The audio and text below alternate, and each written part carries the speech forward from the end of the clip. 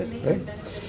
Helena, how has video, social media, and digital media, which knows no geographic boundaries, changed the way Ericsson engages your customers, your investors, influencers, and your ecosystem partners? I mean, it's changed everything. If we start by looking at the world that I originally come from, which is how we work with media and other external stakeholders. I mean, 15 years ago, you could contain a story, for instance, to one country.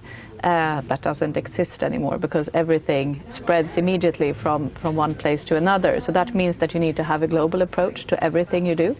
Of course, you can have different customer discussions depending on the maturity of the market, for instance, but you cannot say one thing in one place and another thing in another place. It was probably never a good idea, but today it's completely impossible. It's also, of course, changed the way that we sort of physically work and interact. I mean, we have our Capital Markets Day coming up next week, and we have more. Hopefully we will have more visitors online than we have physically in the room, because it's possible for such a much bigger crowd to join us because you can join us over the web. So I mean, it's changing the way that we interact, both on the big events, but also using Twitter and Facebook and Instagram and what have you. It's a way to reach out and be able to engage with much broader audiences than we've ever done before as a B2B company. I mean, we have a rather select customer group, but now we're becoming much more present in different discussions.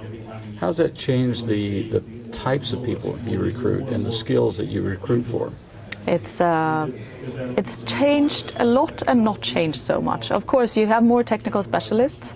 You have people with experience from web development, experience from social media, etc. But I think that the core competence is still the same because it's about communications, it's about connecting, it's about engaging, it's about understanding what is great content that people will want to relate to, and then if it's in the shape of a tweet, in the shape of a white paper, in the shape of a video or a press release, those are just different channels. So the core of the core is the same. Okay.